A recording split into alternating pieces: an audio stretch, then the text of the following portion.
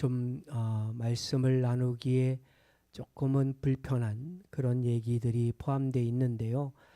제목을 목회와 비용 뭐 이렇게 정해봤어요. 목회자들이 목회하면서 받는 급여는 단순히 돈을 벌기 위한 어떤 세속적인 직업과는 다르다고 얘기를 하지요. 근데 오늘 본문에 보면 고린도 교회에서 문제가 생겼던 것 중에 하나가 뭐냐면 바울을 반대하는 사람들이 이 문제를 갖고 시비를 걸어요. 바울이 직업이 하나 있었지요. 무슨 일이죠? 천막 만드는 일, 텐트를 짓는 일이었어요.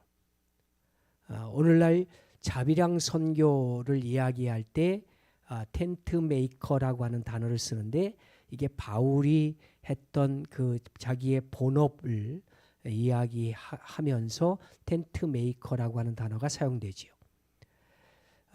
그렇다고 해서 바울이 그냥 온전히 자기가 일하면서 선교했느냐? 그렇지는 않아요.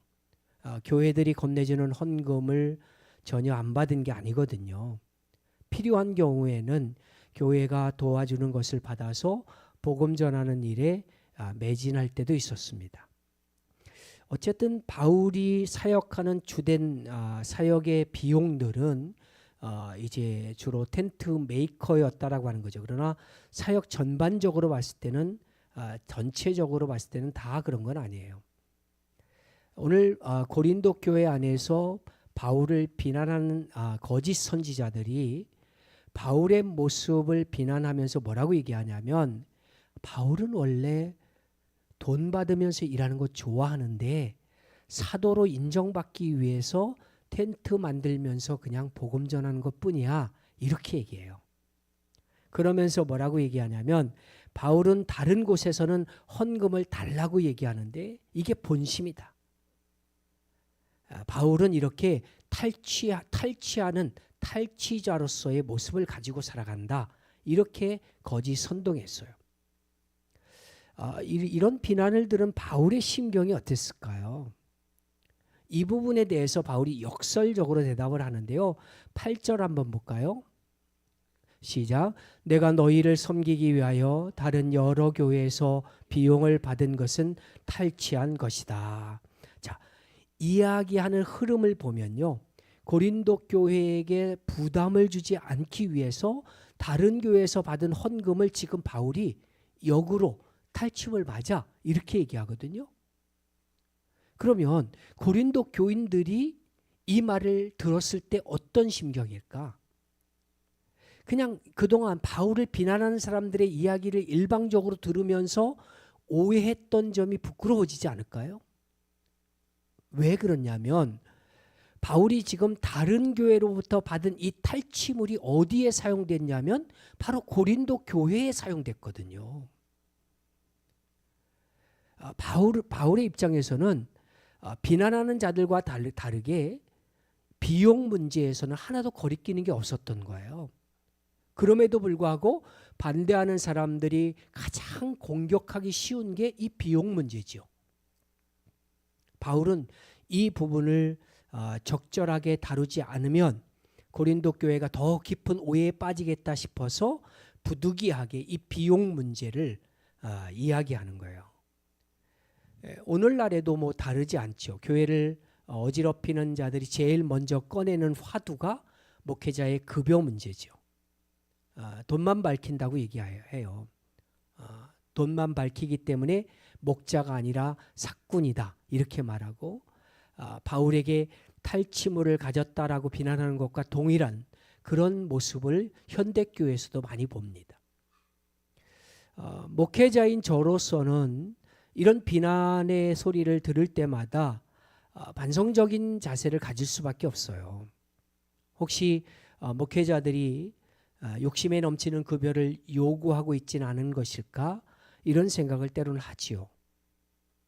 바울 때나 지금이나 이 목회의 비용 문제, 이건 예민한 문제예요. 그래서 저는 본문을 통해서 목회와 비용이라고 하는 문제를 해결해 보려고 합니다. 물론 우리 교회 같은 경우는 개척하고 지금까지 한 번도 지금도 여전히 재정적으로는 마이너스 상태고 그 마이너스의 대부분은 제가 교회에서 지출되는 비용의 대부분을 카드로 지출하고 일정 부분만 급하게 이렇게 채워지면서 계속 마이너스를 유지하고 있는 그런 상황이다 보니까 더 말할 거는 특별히 없겠지만 그래도 이 문제가 좀 예민한 문제라서 이제 강해 중이니까 나온 이야기니까 좀 다루려고 합니다. 오늘 본문에서 바울이 어떤 것들을 제시하고 있는지 살펴볼 텐데 먼저 자비랑 문제를 살펴보지요. 어떤 사람들은 그렇게 얘기해요. 바울이 텐트 메이커 사역을 했던 것처럼 목회자들도 세속적인 직업을 갖고 목회를 해야 된다 이렇게 말하는 사람도 있어요. 뭐 이런 주장까지는 아닐지 모르지만 목회를 이제 급여를 받는 것보다는 자비량으로 하는 것이 더 훌륭한 목회자의 모습이다 이렇게 얘기하는 경우가 종종 있어요. 우리 목사님 누구누구 목사님은 교회에서 사례비를 한 푼도 안 받고 그렇게 목회하신다고. 근데 그 대형 교회에서도 그런 분이 가끔 있는데 큰 교회는 아니지만 그래도 중형 교회 뭐 200~300명 되는 교회. 근데 그런 분들 가만히 들어보면 유명한 부흥 강사일 경우 부흥회를 52주 거의 안 빠지고 예전에는 일주일에 2번씩 나갔거든요. 요즘은 뭐 코로나 이후에 뜸해지긴 했습니다만은 그렇게 해서 자기 생활비를 그렇게 충당하다 보니까 그렇게 갔던 것 같아요. 뭐 이렇든 저렇든 이런 문제들이 계속해서 대두되는데요. 현실적으로 사실 개척교회나 미자립 교회들은요 어쩔 수 없이 투잡을 갖고 또 그렇지 않으면 사모님들이 일을 하게 됩니다. 감리교에서는 원래는 이중 직업을 허용하지 않았다가 요 근래에 법을 바꾸어서 비전교회, 미자립교회일 때는 이중 직업을 허락했어요. 자립교회는 이중직을 허락하지 않고 이중직일 경우에는 이제 선거권, 피선거권이 상실됩니다. 그러면 우리가 이렇게 자비량 선교 또는 자비량 목회를 어떻게 생각해야 될까? 과연 자비량으로 하는 것이 일정한 급여를 받는 것보다 더 뛰어난 방법일까? 이런 질문을 한번 던져보자는 거죠. 일단 현상적인 얘기부터 해보면 교회를 개척하면서 성도들로부터 주어지는 헌금이 부족하기 때문에 어쩔 수 없이 운전을 한다든지 또 직업을 갖고 목회하시는 분들이 있어요. 우리 지방에도 비전교회 목회자들은 대부분 또 다른 직업을 갖고 일을 합니다. 저는 이분들에 대해서 나름 존경심이 있어요. 교회가 목회자의 생활을 책임져 주지 못하는데도 그 상황을 그대로 받아들이면서도 목회를 놓지 않고 계속해 나가는 거예요. 만약에 이런 분들이 목회하지 않고 그냥 직업을 선택하고 나간다면 지금보다 훨씬 더 풍요로운 삶을 살지도 모릅니다. 그럼에도 불구하고 이제 이렇게 아르바이트 형식으로 짬짬이 이제 기본적인 것만 해결할 수 있는 정도에서 하고 목회를 멈추지 않는 모습들은 참 존경스러워요. 근데 목회를 하기 때문에 시간을 쪼개서 일할 수밖에 없다는 거죠. 이게 단점이에요. 교회 하나 세우겠다는 일념으로 그런 수고를 감내하는 거 마땅히 존경받을 만하지요. 근데 반대로요. 교회가 충분히 목회자의 생활을 책임질 수 있는 수준인데 자비량으로 하도록 요구한다? 과연 그걸 바람직하다 할 수 있을까요? 사도행전에 보면 사도들이 집사를 세우는 과정을 우리가 알지요. 왜 집사를 세웁니까? 사도들이 말씀과 기도보다 구제하는 일을 더 많이 하게 되니까 시간을 말씀과 기도에 투자하지 못하고 거기에 집중하지 못하니까 집사를 세운 거예요. 사실 구제가 교회의 본질 사역 중에 하나이긴 하지만 구제가 말씀보다 앞설 수는 없는 거거든요. 구제 때문에 말씀에 전념하지 못한다? 그런 것 때문에 사실 집사라고 하는 직분을 세워서 교회의 사물을 전담하게 했던 거예요. 그렇게 함으로 인해서 사도들이 말씀과 기도에 전념하도록 한 거지요. 그렇게 했더니 결과가 어땠어요? 하나님의 말씀이 왕성하여 예루살렘에서 제자의 수가 심히 많아졌더라. 그게 결과예요. 이 원리를 우리가 보면 단순히 목회와 더불어서 생활까지 자기가 책임지게 하는 것, 이걸 가지고 훌륭하다, 지혜롭다, 남다른 헌신이다, 이렇게 말할 수만은 없다는 거죠. 사정에 의해서 목회자가 그렇게 직업을 갖고 일할 수는 있지만 그만큼 말씀과 기도에 전념하지 못하는 것도 사실이거든요. 그래서 특수한 상황이 아니라면 교회는 마땅히 목회자의 생활을 교회가 책임질 수 있어야 되는 거예요. 이런 점을 고린도전서 9장 9절로 10절에서 이렇게 말하는데 같이 볼까요? 시작. 고린도전서 9장 없나요? 여기 보면 무슨 말씀이냐면 곡식을 밟아 떠는 소에게 망을 씌우지 말라 그랬어요.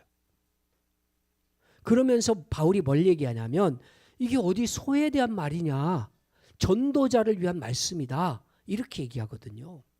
그러면서 목회자는 목회의 일로 먹고 살아야 된다는 거예요. 비록 바울 자신은 이제 필요에 따라서 텐트를 짓는 일도 했지만 목회자는 목회하는 일로 생계를 꾸려야 된다는 거예요. 그거에 대해서 바울이 부인한 게 아니거든요. 오늘 본문에서도 이야기하는 것처럼 바울은 다른 지역에서도 그들이 모아 보충해 주는 어떤 헌금을 통해서 이제 헌금이 전달될 때 기쁘게 받아요. 바로 이 편지를 수신하는 고린도 지역에 도착했을 때 마게도냐 교회에서 보내준 비용을 받아서 고린도 지역에서 지금 사역하고 있는 거거든요. 바울은요, 자신이 하고 있는 이 자비량 전도를 전도의 모범으로 내세우지 않아요. 오히려 바울은 굉장히 유연한 자세를 가져요. 교회에서 보내주는 선교비가 부족하면 자비량으로 일을 해요. 텐트 만드는 일을 해서 비용을 채우는 거죠. 그러다가 교회에서 비용이 오면 그것으로 복음 전도 사역을 하는 거예요. 우리가 자비량으로 전도하는 전도자들에게 존경심을 가질 필요가 있어요. 하지만 모든 사역자에게 자비량 목회를 도덕적 높은 수준이라고 얘기하면 안 된다는 거예요. 우리의 사고도 좀 유연할 필요가 있죠. 사정이 여의치 않아서 목회자가 자비량해야 될 상황이라면 그럴 수도 있어요. 하지만 교회가 목회자의 생활비를 댈 수 있는데도 목회자에게 자비량을 하도록 한다면 그건 부끄러운 일이죠. 유연한 생각을 가질 때보다요, 목회에 집중하게 했을 때 제대로 된 사역이 더 많이 생길 수 있거든요. 두 번째로 오늘 본문에서 우리가 살펴볼 부분은 자신을 낮추는 바울의 자세예요. 바울이 왜 고린도 지역에서 자비량 사역을 했을까? 이에 대해서 7절에 대해서 이렇게 대답해요. 같이 볼게요. 시작. 내가 너희를 높이려고 나를 낮추어 하나님의 복음을 값없이 너희에게 전함으로 죄를 지었느냐. 고린도전서 9장 9절로 10절에서 이야기하듯이 자신의 사역에 대해서 일정한 비용을 요구할 수도 있었어요. 일하는 소에게 입마개를 하지 않는다라고 하는 말을 들어서 그렇게 말했거든요. 그렇지만 바울은 자세를 낮추어서 비용을 요구하지 않아요. 그렇게 함으로 인해서 고린도 교회 성도들을 높여주고자 했어요. 그리고 8절에서 이야기하는데 8절 볼게요. 시작. 내가 너희를 섬기기 위하여 다른 여러 교회에서 비용을 받은 것은 탈취한 것이라. 물질을 너희한테 요구하지 않기 위해서 다른 지역교회로부터 도움을 받았는데 비난하는 사람들이 이야기하는 탈취물이라는 게 이런 것이냐? 반어법으로 얘기한 거예요. 고린도 지역에서 바울이 사역할 때 비용이 좀 부족했어요. 근데 아무한테도 누를 끼치지 않기 위해서 비용을 요구하지 않았어요. 근데 그때 때마침 마게도니아 교회가 보충해져서 요긴하게 사용한 거죠. 마게도니아 교회로부터 온 비용도 사실 충분치는 않았을 거예요. 그래서 그 비용도 아껴 쓰며 사역했겠죠. 바울의 말대로 조심하는 방법을 사용한 거예요. 여기서 바울이 가지고 있는 하나의 원칙이 있는데요. 바로 자신을 낮추는 거예요. 자신을 낮춘다는 것은 요구하지 않는다는 것을 의미하는데, 또 그렇게 사역하기 위해서 어떻게 해야 되냐면 자신의 생활은 최소한으로 하는 거예요. 이게 바울의 원칙이에요.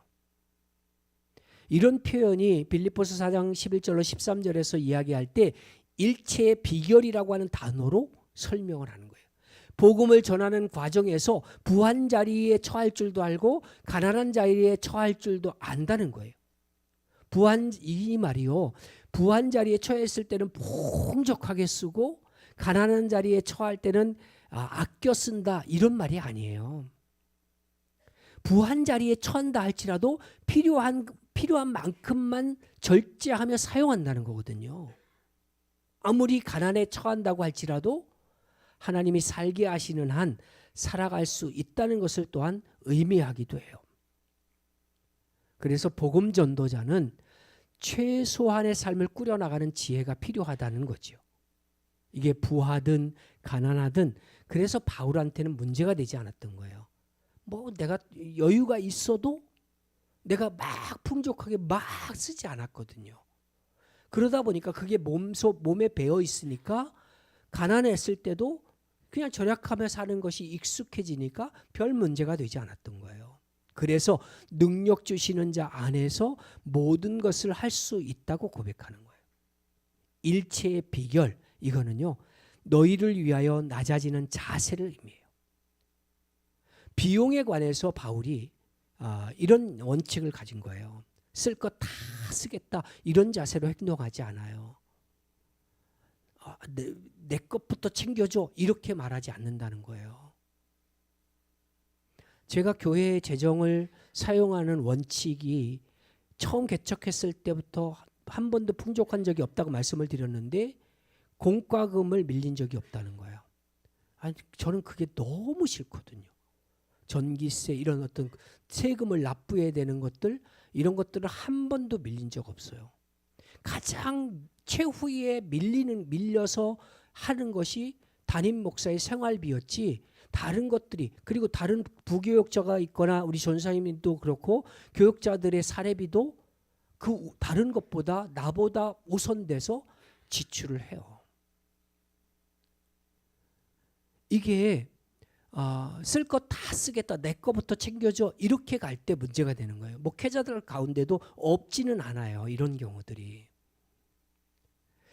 오늘날 교회에서 가장 볼썽사나운 모습이 어디서 나오냐면, 당회를 하면서 1년 결산을 하고 때로는 예산을 세울 때 교회는 목회자의 급여를 깎으려고 하고 목회자는 더 받으려고 할 때, 이게 정말 볼썽사나운 모습이죠. 이게 반대가 돼야 은혜가 되는 거예요. 교회는 목회자에게 급여를 더 주려고 하고 목회자는 교회의 재정을 생각해서 적게 받으려고 하는 거, 이게 정말 아름다운 모습 아닐까요? 이게 되는 교회거든요. 이런 모습이 오늘 본문에 나타난 너희를 위하여 낮추는 자세라는 거예요. 근데 이 성경적이다, 이것이 성경적이다, 이렇게 말하기는 어려워요. 그저 그냥 제가 드리는 제안일 뿐이죠. 일체의 비결 또는 서로를 위하여 낮아지는 자세, 이거는 목회자뿐만 아니라 교회도 가져야 되는 자세라는 거예요. 마지막으로 생각할 게 뭐냐면, 이런 원칙의 목적이에요. 이런 원칙을 세우는 목적이 뭐냐면 그리스도만 드러내게 하기 위해서라는 거예요. 바울이 자비량의 자세를 갖고 또 자신을 낮추는 원인이 뭐예요? 궁극적인 목적이 뭐예요? 바로 복음이 전파되는 것이잖아요. 자기가 갖고 있는 모든 원칙은요, 오직 그리스도 때문이라고 얘기해요. 10절에서는요, 아예 단정적으로 얘기해요. 그리스도의 진리가 내 속에 있으니라고. 뭐 바울이 헌금을 요구했든 안 했든 자신은 오직 복음으로 사는 자라는 거죠. 그리스도의 진리가 자신 안에 있다는 거예요. 그래서 복음을 전할 때 자신의 권리를 다 요구하지 않았던 것을 자랑으로 여겼어요. 이런 바울 자신의 자랑이 막히지 아니할 거라고 또한 얘기하는데요. 이 말은 자신을 낮춰서 복음을 전하는 일이 막히지 않을 거라고 하는 것을 이야기하는 거예요. 반면에 반대자들이 바울의 목회 비용을 가지고 비난할 때 정작 그들은 어땠나요? 비용에 눈먼 자들이었거든요. 그래서 그들을 가르쳐서 거짓 사도라고 말했고 속이는 일꾼이라고 표현했던 거예요. 그들이야말로 자신을 그리스도의 사도로 가장하는 자들이었어요. 가장이라고 하는 것, 이거는 그리스도를 높이는 게 아니라 사도로 가장하여 자신들을 높이는 행위예요. 바울이 마지막 부분에서 이렇게 표현해요. 저들의 모습을 보면서 사탄도 자기를 광명의 천사로 가장한다 그랬어요. 행위대로 나타나는 거예요. 바울은 자신을 낮추는 방법, 다시 말해서 고린도 교회에게 비용을 요구하지 않는 방법으로 오직 그리스도만 드러내겠어요. 이런 헌신을 통해서 고린도 교회가 더욱더 발전해 가는 거죠. 제가 이제 뭐 길다면 길고 짧다면 짧은데 이제 10여 년 정도 있으면 은퇴를 합니다. 정상적으로 제 나이에 은퇴를 한다면. 그런데 제가 있을 동안에는 이런 문제들이 별로 발생하지 않지만 후임이 오고 또 목회자가 이렇게 바뀌다 보면 지금처럼 목회자의 생활비가 뒤로 밀리지 않고 먼저 우선순위로 지급해야 되는 순간이 올 때도 있을 거예요. 그래서 부지런히 저는 이 교회가 더 성장하기를 원하고 그렇게 하도 이제 교회 재정이 어렵지 않기를 바라는 마음으로 기도하면서 부흥을 위해서 기도하고 여러분들도 전도에 힘쓰도록 그렇게 하는 거고 전도에 힘써 주시는 건데요. 결국 바울의 이런 헌신적인 노력을 통해서 고린도 교회가 성장을 해요. 반면에 바울을 비난했던 자들은 자취를 감춰요. 자신들의 영광을 취하려고 그렇게 했었는데 그러면 그럴수록 그리스도는 사라지는 모습이었거든요. 그 행위대로 말한다라고 하는 표현이 바로 이런 거예요. 이 목회자의 생활비 문제에 대해서 어떤 방향으로 가든지 그 결과가 뭔지를 우리가 봐야죠. 목회자와 성도가 한 마음으로 그리스도를 높이고 그리스도를 나타내는 방향으로 간다면 그게 옳은 거예요. 과정에서는 유연함이 있을 수 있어요. 그렇지만 결과에서는 오직 그리스도만 높아져야 된다는 거예요. 그리스도가 높아지는 것 외에 다른 것이 주가 된다? 그러면 그게 바로 교만이고 타락인 거죠. 오직 그리스도만 나타내는 결과가 돼야만 하나님 앞에서 옳은 것이다 라고 주장할 수 있는 거예요. 말씀을 정리합니다. 오늘 좀 예민한, 목회자인 저로서는 굉장히 예민한 부분인데 그렇지만 너무 선명한 말씀인 것 같아요. 하나님의 교회를 세우는 일에 어떤 자세가 필요하냐? 교회나 목회자나 서로 낮아지는 자세가 필요하다. 그리고 모두가 그 결과 지향하는 게 뭐여야 되냐면 그리스도를 높이는 것이어야 된다는 거예요. 복음이 전파되는 것에 있어야 된다는 거예요. 이 외의 소리와 소란은요, 우리의 욕심으로 말미암은 거예요. 그게 목회자의 욕심이든 교회의 욕심이든 그 욕심 때문에 발생하는 거예요. 이건 덕이 되지 못해요. 비용 문제를 이런 관점에서 볼 때 교회가 더 든든하게 세워질 겁니다. 여러분들, 우리가 이제 기도해야 될 부분들은 그런 거예요. 우리 교회는 아직 넉넉하진 않지만 그래도 기쁨으로 교회를 섬기는 성도들이 있어서 아름다운 교회, 행복한 교회를 만들어가고 있는데, 이런 교회가 조금 더 성장을 해서 재정적인 부분들도 좀 자립을 하고, 그래서 이제 남에게 도움을 줄 수 있는 데까지 나가는 그런 교회가 돼서 이런 문제에 있어서는 하나님 앞에 또 세상 사람들 앞에 덕이 되지 않는 모습으로 나타나지 않고 참된 모습으로 나타나서 교회가 평안하여 든든히 세워지기를 주의 이름으로 축원합니다.